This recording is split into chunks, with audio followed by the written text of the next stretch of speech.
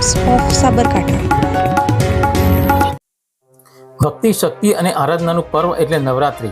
આજથી શારદીય નવરાત્રિનો આરંભ થતાં યાત્રાધામ ખેડબ્રહ્માના શ્રી અંબિકા માતાજી સમક્ષ ઘટ સ્થાપન કરવામાં આવ્યું હતું અને આજથી નવલા નવરાત્રાની શરૂઆત થતાં ખેલૈયાઓ ગરબે ઘૂમવાની તૈયારીઓ પણ કરી દીધી છે। આસો નવરાત્રિની શુભ શરૂઆત થતાં મંદિર ટ્રસ્ટના પ્રમુખ જયદીપસિંહ રાઠોડ તથા ટ્રસ્ટી પ્રવીણસિંહ સોલંકીના યજમાન પદે સ્વોપચાર મંત્રોચ્ચાર થકી શ્રી અંબિકા માતાજી સમક્ષ ઘટ સ્થાપન કરવામાં આવ્યું હતું। સાથે જ્વારા વાવીને 9 દિવસ માતાજીની આરાધના કરવામાં આવશે તેવું દશરથભાઈ પૂજારીએ જણાવ્યું હતું।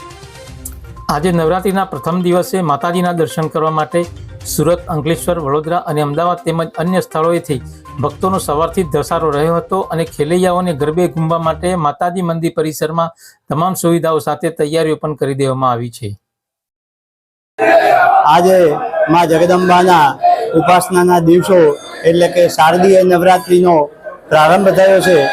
આજે સવારે માં જગદંબાનું ષોડશોપચારથી રાજોપચાર પૂજન થયું, ત્યારબાદ આરતી થઈ અને એના પછી ઈડર સ્ટેટ મહારાજા સાહેબના પ્રતિનિધિત્વ લીધી અને ખેડબ્રહ્મા અંબિકા માતાજી મંદિર ટ્રસ્ટના પ્રમુખ સાહેબશ્રીના હસ્તે જગદંબાના નિજ મંદિરે ઘટ સ્થાપન થયું।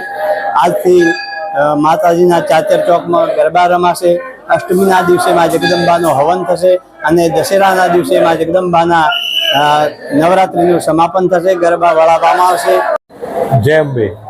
આજથી શારદીય નવરાત્રે ચાલુ થતા માઈ ભક્તોને નવરાત્રિની શુભકામનાઓ।